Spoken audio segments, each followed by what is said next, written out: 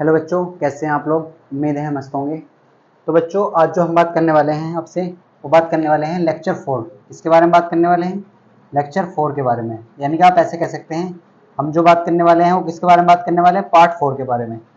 तो स्टूडेंट, अगर हम इस चैप्टर की बात करते हैं, विद्युत की बात करें यानी कि इस चैप्टर की, तो इस चैप्टर के हम 3 पार्ट देख चुके हैं, पार्ट 1, पार्ट 2 और पार्ट 3, जिसमें हमने कौन से क्वेश्चन किए थे, 2023 और 24 के क्वेश्चन किए थे। आज जो हम करने वाले हैं, देखो ये क्वेश्चन आया था 2018 और 19 में आया था।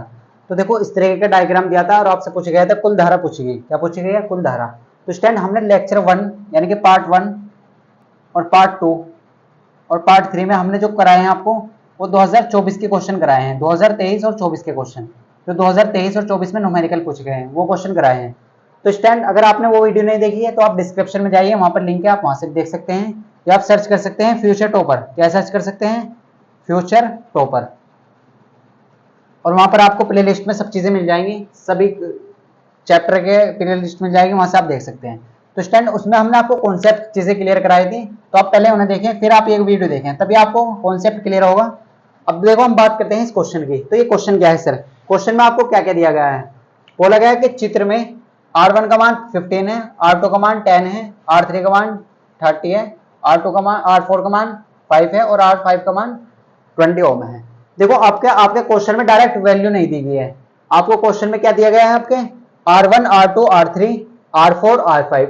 अभी तक हमने जितने भी क्वेश्चन किए हैं, सभी में हमें वैल्यू दी जाती थी, लेकिन एग्जामिनर जो है ना, वो थोड़ा सा अलग तरीके से सोच रहा है। देखो, तो आपके अब उन्हें बच्चों को थोड़ा सा इल्जाने के लिए क्या करा, R1, R2, R3, R4 और R5 का मान दे दिया, क्वेश्चन में अलग तरीके से दे दिया। देखो, ऐसा क्वेश्चन 2021 और 22 में पूछा गया था, वो भी हम आपको कराएंगे। सेम इसी तरह के क्वेश्चन था, लेकिन उसमें आपको वैल्यू क्या दी थी, R1 बराबर R2 बराबर R3 के, ऐसा बोला गया था।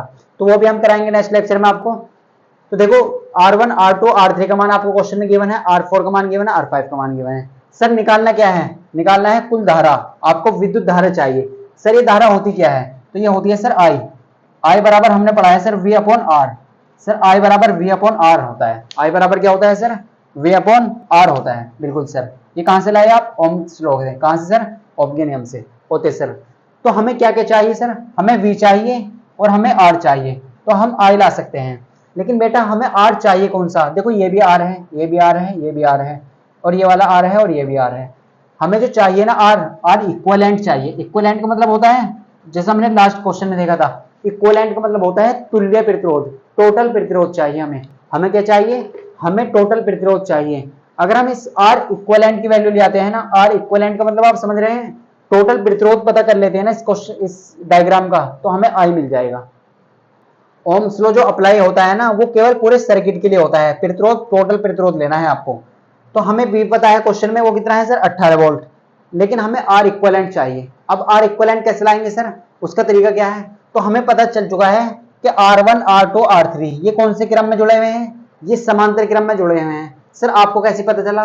देखो, यहाँ पर अगर आप करंट जाएगा ना यहाँ से, तो करंट को जाने के 3 रास्ते हैं। करंट डिवाइड होगा, और जब करंट डिवाइड होता है ना, तो वो कौन से क्रम में होता है? समांतर क्रम में। तो आप क्या करेंगे? सबसे पहले आप क्वेश्चन में इनकी वैल्यू लिखेंगे। सर R1 की वैल्यू कितनी दी है क्वेश्चन में? 15। R1 की वैल्यू 15 ओम। सर R2 की वैल्यू क्वेश्चन में कितनी दी हुई है? R2 की वैल्यू क्वेश्चन में है 10 ओम। देखो, बहुत ध्यान से लिखें, आप क्वेश्चन में गलती ना करें। तो अगर आपने क्वेश्चन गलत डाल लिया ना, तो आपका आंसर गलत ही आएगा। फिर R3 का मान कितना है? 30 ओम। अब देखो, R4 यहाँ पर है। R4 कहां पर है? यहाँ पर। देखो, एग्जामिनर किस किस तरीके से बच्चों घुमा रहा है, तो हम एग्जामिनर के साथ खेलने वाले हैं। देखो, R4 कितना है? 5 ओम। और R5 कितना है सर? R5 की बात करें तो R5 कितना है? R5 का मान है 20 ओम। तो स्टूडेंट, आई होप आपको ये सब चीजें क्लियर हो चुकी होंगी। तो हमने क्या करा, हमें R1 का मान पता था, क्वेश्चन में कितना दिया था? 15 ओम। R2 का मान कितना दिया था? 10 ओम। R3 का मान कितना है सर? 30 ओम। R4 का मान कितना है? 5 ओम। और R5 का मान कितना है सर? 20 ओम। तो ये क्वेश्चन में हमें वैल्यू गिवन है। अब हमें अगर I चाहिए ना, तो इसके लिए हमें एक तो V का मान चाहिए और एक R इक्विवेलेंट चाहिए। तो हमें क्या करना है, हमारा टारगेट I नहीं है, पहले हमारा टारगेट है R इक्विवेलेंट लाना।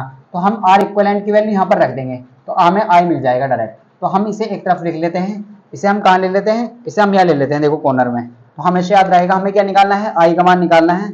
और I का मान निकालने के लिए आपको क्या करना है? R इक्विवेलेंट चाहिए। क्या चाहिए? R equivalent. तो हमें जब आई का मान तो हमें मिल जाएगा, कैसे मिलेगा? अगर आपके पास v का वर्तमान है, अगर आप r इक्वलेंट ले आते हैं तो आप इसकी वैल्यू यहाँ पर रख देंगे और i का मान आपको मिल जाएगा। तो ये तो चीजें क्लियर हुई। सर r इक्वलेंट लाए कैसे, ये समझने वाली बात है। तो देखो हमने आपको लास्ट क्वेश्चन में भी समझाया था कि ये जो तीनों प्रतिरोध है कौन से क्रम में जुड़े हुए हैं सर? ये कौन से क्रम में जुड़े हुए हैं? समांतर क्रम में। कौन से क्रम में? समांतर क्रम में। सर ये आपको कैसे पता चला समांतर क्रम में है? तो हमें ऐसे पता चला कि यहाँ पर जो अगर हम करंट भेजते हैं ना, यहाँ से करंट भेजते हैं तो करंट को जाने के 3 रास्ते हैं सर। तो आपने सिखा रखा है सर, जब करंट डिवाइड होता है ना तो वो कौन सी क्रम में होता है? समांतर क्रम में। समांतर क्रम में आई क्या होता है? आई डिवाइड होता है। आई क्या होता है वहां पर? आई डिवाइड होता है। और डिवाइड होता है कैसे ऐड करते हैं? 1/r equal 1/r1 plus 1/r2 plus 1/r3, इस तरीके से हम ऐड करते हैं। तो देखो हम कैसे फॉर्मूला लगाने वाले हैं। तो हम ऐसे कह सकते हैं R1 R2 R3 कौन से क्रम में है? समांतर क्रम में। 15 ओम 10 ओम और 30 ओम का कौन से क्रम में है? ये कौन से क्रम में है? समांतर क्रम में। तो आपको क्वेश्चन में लिखना है तभी आपको पूरे आंसर मिल, यानी कि आप इसका सॉल्यूशन कैसे लिखेंगे, आपको पूरा लिखना है तभी आपको पूरे मार्क्स मिलेंगे। आप इस बात को दिमाग में डाल लीजिए, सभी पूरा अच्छी तरीके से लिखें आप। 15 ओम 10 ओम और 30 ओम को कौन से क्रम में जोड़ने पर ऐसे लिखेंगे 15 ओम व 30 ओम 15 ओम 10 ओम है, यहाँ पर पहले 10 है, ऐसे लिखें 10 ओम व 30 ओम को कौन से क्रम में जोड़ने पर? समांतर क्रम में। कौन से क्रम में बेटा? समांतर क्रम में। आपको याद रखना है समांतर क्रम में कैसे जोड़ते हैं। तो समांतर क्रम में कैसे जोड़ते हैं? 1/r कर 1/r करके। तो 1/r किसके बराबर हो जाएगा सर? 1/r1 plus 1/r2। ये क्या है? फॉर्मूला कौन से क्रम का? समांतर क्रम का। जब भी आपको समांतर क्रम में जोड़ने को बोला जाए ना तो आप क्या लगाएंगे फॉर्मूला? 1/r बराबर 1/r1 plus 1/r2 plus 1/r3। तो ये तो सब चीजें हमें पता है सर, लेकिन आप इसे r डैश कह दीजिए क्योंकि आपको भाई साहब इन्हें भी जोड़ना है तो आपको थोड़ा सा दिक्कत ना हो, तो इसलिए r डैश कह दीजिए। तो 1/r डैश होते सर किसके इक्वल हो जाएगी? 1/r1। सर ये r1 क्या है? तो r1 तो हमें पता है सर, क्वेश्चन में कितना है? 15। तो 1/15 होते सर 1/r2। तो r2 कितना है सर? 10। तो r2 कितना है सर? 10 होते सर। अब अगर हम बात करें आपसे r3, तो r3 कितना है क्वेश्चन में? 30। तो आप इन्हें 30 लिख सकते हैं। अब आप सोल्व कर लीजिए। तो सोल्व करने का तरीका आप सबको मालूम है कैसे करते हैं। तो देखो एक बार क्वेश्चन को यहाँ पर लिखेंगे सही से करके। 1/r डैश बराबर 1/15 प्लस 1/10 प्लस 1/30 होते सर। तो ये क्वेश्चन है। अब आप ऐसे क्वेश्चन को कैसे करेंगे? देखो हमने आपको बार बार सिखाया है, जब भी ये 3 फ्रैक्शन आ जाए ना, जब भी ऐसी हर भिन्न बन जाए तो आप क्या करते हैं? हमेशा वहां पर क्या लेते हैं? एलसीएम लेते हैं। क्या लेते हैं? एलसीएम। तो एलसीएम लेना आप सब जानते हैं, आप बचपन से पढ़ते आ रहे हैं एलसीएम। सर 15 और 10 और 30 का एलसीएम कितना आ जाएगा? 30 ही आएगा। सर ये कैसे आएगा? अब हमें तो सर आता नहीं एलसीएम निकालना, तो देखो हम सिखा देते हैं आपको। अगर आप 10 का 15 का और 30 का एलसीएम लेते हैं ना तो कितना आ जाएगा? 30 आएगा। देखो 2 से काट लीजिए, 5 दूनी होते हैं 10, 15 ऐसे रहेगा और 15 दूनी होते हैं 30 होते सर। सर ये कैसे कटेगा? 3 से कट जाएगा, 5 से कम 5 ऐसे रहेगा, 3 पंजे 15 होते हैं और 5 से 15 हो जाएंगे। अब 5 से काट लीजिए, 5 से कम 5, 5 से कम 5, 5 से कम 5, तो 2 3 6 पंजे 30। तो कितना आ चुका है? 30 आ चुका है सर होते सर। कितना आ चुका है? 30। अब इस 15 से आपको डिवाइड करना है इस 30 को, कितनी बार होगा? देखो एच करना है। हर क्वेश्चन में हम आपको समझाएंगे नहीं, बस आप इसी क्वेश्चन में बता रहे हैं। 15 दूनी 30। अब जो ये 2 आया ना, 2 की मल्टीप्लाई ऊपर कर दीजिए 1 में, तो 2 की मल्टीप्लाई 1 में करेंगे तो 2 ही आएगा। इसी तरीके से 10 से करिए, 10 या 30 कितना आ जाएगा? 10 या 30। देखो इस तरीके से 10 या 30 कितना आ जाएगा? 10 या 30। तो कितना आएगा? 3 ऊपर कर दीजिए। 30 से कम 30, तो इस तरीके से। देखो लास्ट क्वेश्चन में अगर आपको किसी बच्चे को डाउट है तो इस तरीके से करना है। हमने लास्ट क्वेश्चन में इस तरीके से कराया था। तो 1/r डैश इक्वल टू, देखो 2 3 5 और 1 6, कितने हो चुके हैं? 6। और नीचे कितना है सर? 30। अब आप इसे सोल्व कर लेंगे सर। तो 6 एकम 6 होते हैं सर और 6 पंजे 30 होते हैं होते सर। तो 1/r डैश किसके इक्वल आ चुका है सर? 1/5 के।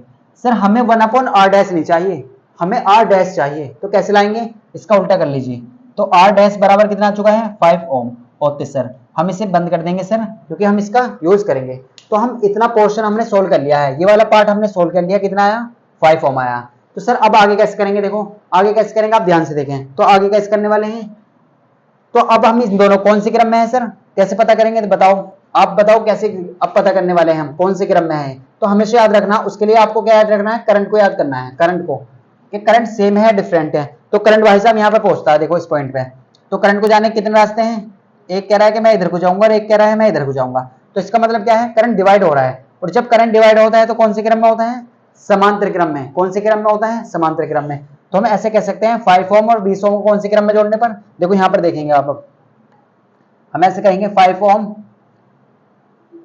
20 ओम को कौन से क्रम में, समांतर क्रम में जोड़ने पर। तो समांतर क्रम में कैसे ऐड करते हैं सर, 1/r करके सर, 1/r करके होते सर, 1/r1 प्लस 1/r2 ऐसे करते हैं सर। आप इसे r डबल डैश कह दीजिए, क्यों कह दीजिए, क्योंकि सर आपने यहाँ पर कुछ डिफरेंट अगर सेम वैल्यू आ जाएगी तो वो आपने इसे r डैश माना था, इसे आप r डैश मान डबल डैश मान लीजिए होते सर। सर हम इसे क्या ऐसे भी कह सकते हैं, ये r4 कह दीजिए और ये r5 कह सकते हैं, बिल्कुल कह सकते हैं बेटा, r4 और r5 बिल्कुल कह सकते हैं।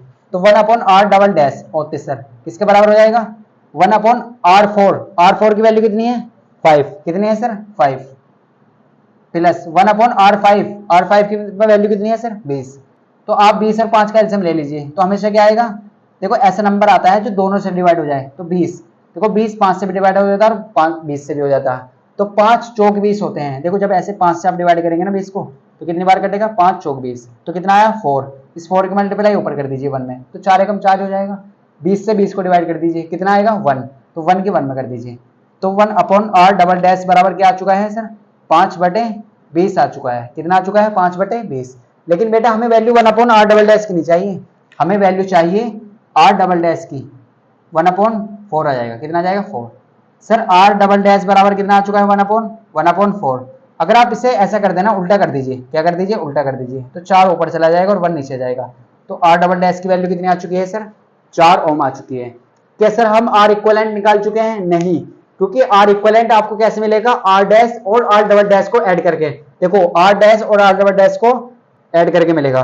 सर आपको क्लियर है क्या, बिल्कुल क्लियर है। तो देखो ये क्वेश्चन कुछ इस तरीके से हो चुका है, क्वेश्चन को थोड़ा सा फील करने की कोशिश करें हम, तभी आपको चीजें क्लियर होंगी। देखो आपको डायग्राम कुछ इस तरीके से था, देखो ऐसा डायग्राम है कुछ, आपका क्वेश्चन कुछ इस तरीके का बन चुका है अब आपके सामने। देखो इन तीनों को सोल्व करके कितने लाए हम, r डैश जिसकी वैल्यू कितनी आई है 5 ओम, r डैश की वैल्यू कितनी आई है 5 ओम। इस वाले को सोल्व करके कितने लाए हम, r डबल डैश ये आया है 4 ओम, r डबल डैश कितना है 4 ओम। अब देखो ये कौन से क्रम में है, तो आप कहेंगे सर ये श्रेणी क्रम में है। क्यों है सर, क्योंकि जब करंट यहां से निकलेगा तो करंट भागम भाग जाएगा, यहाँ से भागम भाग, रोकने का नहीं, क्यों नहीं रोकने का, क्योंकि एक ही रास्ता और भागम भाग जाएगा यहाँ से। तो इस तरीके से यहाँ पर क्या है, ये कौन से क्रम में है, श्रेणी क्रम में, ये भी श्रेणी क्रम में। तो ये दोनों आपस में कौन से क्रम में है सर, श्रेणी क्रम में। क्या आपको यहाँ पर विजिबल है, एक बार देख लेते हैं यहाँ पर, बिल्कुल आपको दिखाई दे रहा है, तो आप देखें यहाँ पर, देखो 5 ओम और 4 ओम कौन से क्रम में है सर, 5 ओम हुआ 4 ओम को श्रेणी क्रम में जोड़ने पर, कौन से क्रम में, श्रेणी क्रम में, क्योंकि श्रेणी क्रम में आई होता है सेम, आई क्या होता है सेम। तो आई से आपने पहचाना करंट क्या होता है सेम, तो जो करंट यहाँ पर जा रहा है ना वही करंट इसमें जा रहा है, तो दोनों में क्या जा रहा है, सेम जा रहा है। तो जब करंट डिवाइड होता है ना वो कौन से क्रम में होता है, समांतर क्रम में। तो करंट डिवाइड ही नहीं हो रहा तो कौन से क्रम में है, श्रेणी क्रम में। सर श्रेणी क्रम में तो हम डायरेक्ट ऐड करते हैं, तो इक्विवेलेंट निकालना तो इक्यू लिख दीजिए। सर डायरेक्ट ऐड करते हैं r1 प्लस r2 होते सर डायरेक्ट का मतलब क्या होता है, डायरेक्ट यानी कि उल्टा करने का मतलब होता है 1/r करके, और direct r1 plus r2, r1 r2 क्या कह दीजिए, r डैश कह दीजिए और r डबल डैश कह दीजिए होते सर। तो r इक्विवेलेंट चाहिए ना बेटा आपको, तो r डैश का मान कितना है सर 5, r डबल डैश का मान कितना है सर 4 होते सर। तो r इक्विवेलेंट कितना आ जाएगा सर 9 ओम, कितना आ चुका है 9 ओम। तो यही तो चाहिए हमें सर, हमें r इक्विवेलेंट ही तो चाहिए, कितना आ चुका है 9 ओम। तो हमें क्या चाहिए, r इक्विवेलेंट चाहिए था, लेकिन आपका जो आंसर है ये नहीं होगा। आपका जो आंसर है ना, आपको क्या निकालना है, कुल धारा, क्या निकालनी है, कुल धारा निकालनी है। तो आप क्या करेंगे, आप यहाँ पर वैल्यू रख देंगे, तो यहाँ पर सॉल्यूशन इस तरीके से देखेंगे। तो अब आप क्या करेंगे, यहाँ पर वैल्यू रखेंगे, तो वैल्यू कैसे रखेंगे, देखो तो अगर हम ध्यान से देखें तो i बराबर, सर v का मान कितना है क्वेश्चन में 18, सर r का मान कितना है, r इक्विवेलेंट लेना है 9 ओम, r इक्विवेलेंट लेना है, ना तो r डैश लेना ना ही r डबल डैश लेना क्या है केवल 9 ओम। तो हम क्या लेंगे यहाँ पर 9, सर काट दीजिए, 9 दूनी 18 होते सर। तो i बराबर कितना आ चुका है सर 2 एम्पियर, मात्रक जरूर लगाएं, i बराबर कितना आ चुका है 2 एम्पियर। यही क्या होगा आपका, यही आपका आंसर होगा, यही क्या होगा आपका आंसर होगा। तो इस तरीके से ऐसे क्वेश्चन करना है। तो हमें r इक्विवेलेंट चाहिए था पहले, तो हमारा टारगेट पहले r i नहीं था, हमारा था पहले r इक्विवेलेंट। r इक्विवेलेंट का मतलब यह होता है कि टोटल प्रतिरोध, तुल्य प्रतिरोध, इस सर्किट का टोटल प्रतिरोध निकालना था। तो ऐसे ऐसे क्वेश्चन करना है, 2018 में आया था, 2019 में आया था, और 2025 के लिए भी बहुत खास है, क्योंकि ऐसा क्वेश्चन ऐसा तो नहीं है कि आपको यही मिल जाए रखा हुआ, लेकिन आपको मिलेगा इसी तरीके से, आपको इसी तरीके से मिलने वाला है। तो आप क्वेश्चन की प्रैक्टिस करिए अच्छे से। अगर आपको कोई भी डाउट है तो आप कमेंट करिए, कमेंट में पूछिए, नेक्स्ट क्लास में आपका डाउट क्लियर डिस्कस करेंगे। तो स्टूडेंट, आई होप आपको ये सब चीजें क्लियर हो चुकी होंगी। वो आप पहले वीडियो पॉज करें और इसे नोट करें, फिर बात करते हैं आगे क्वेश्चन की।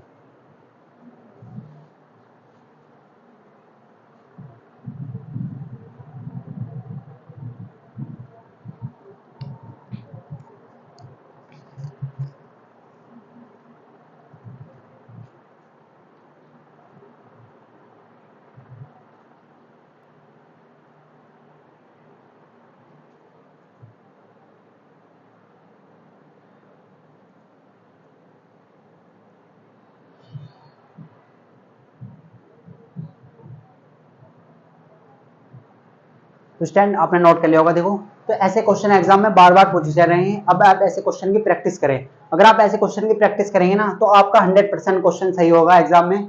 आपको केवल न्यूमेरिकल प्रैक्टिस से आएंगे, तो आप उनकी अच्छे से प्रैक्टिस करें। और आपको इस चैप्टर का पूरा नोट्स चाहिए ना, तो आप हमारे चैनल से डाउनलोड कर सकते हैं।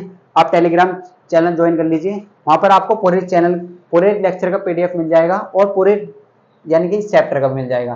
तो स्टूडेंट, आई होप आपको ये सब चीजें क्लियर हो चुकी होंगी। नेक्स्ट क्लास में बात करेंगे कुछ और ऐसे क्वेश्चन की जो 2022 और 21 में पूछे गए हैं। तो मिलते हैं आपको नेक्स्ट पार्ट में। आपको क्या करना है, इन क्वेश्चनों की प्रैक्टिस करनी है जो भी हमने आपको कराए हैं, तभी आप एग्जाम में अच्छा कर पाएंगे। तो आप पढ़ाई करते रहिए, मिलते हैं आपको नेक्स्ट पार्ट में।